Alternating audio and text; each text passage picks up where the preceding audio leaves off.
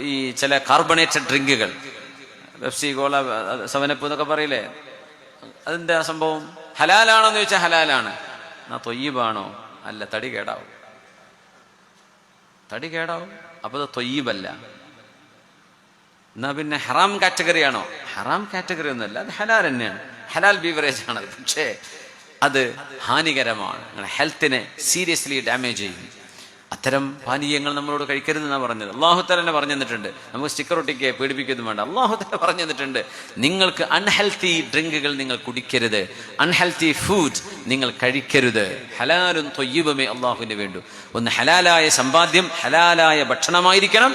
പിന്നെ നിങ്ങളുടെ ആരോഗ്യത്തിന് നാശം വരുത്താത്തതുമായിരിക്കണം. അത്തരം കാര്യങ്ങളെ അള്ളാഹു നമുക്ക് അനുവദിച്ചിട്ടുള്ളൂ. ഉദാഹരണം പറഞ്ഞാണ്. ഇനിയിപ്പോൾ അതിന് കുഴപ്പമൊന്നുമില്ല എന്ന് വല്ല വാദമുണ്ടെങ്കിൽ കുടിച്ചോ. പക്ഷെ അത് ഹാനികരമാണെങ്കിൽ, ഫോർ എക്സാമ്പിൾ കിഡ്നി ഡാമേജ് ആയി പോകും, പെട്ടെന്ന് ഡയബറ്റിക് ആയി പോകും, അല്ലെങ്കിൽ മറ്റേതെങ്കിലും മാൽഫങ്ഷൻ സംഭവിക്കും. അങ്ങനെ ഏതെങ്കിലും ഒരു ഡേഞ്ചർ, ഏതെങ്കിലും ഒരു പാനീയത്തിന് ആരുടെയെങ്കിലും വളരെ ഒഥന്റിക്കേറ്റഡ് ആയിട്ടുള്ള സ്റ്റഡിയോ കാര്യങ്ങളോ ഉണ്ടെങ്കിൽ നമുക്കത് കഴിക്കാൻ പാടില്ല. എന്തേ? ശരീരം അള്ളാഹു തന്ന അമാനത്താണ്. ആ അമാനത്തിനെ നശിപ്പിക്കാതെ കൊണ്ടു നടക്കേണ്ടത് നമ്മളെ അള്ളാഹു ഏൽപ്പിച്ച ഉത്തരവാദിത്തമാണ്.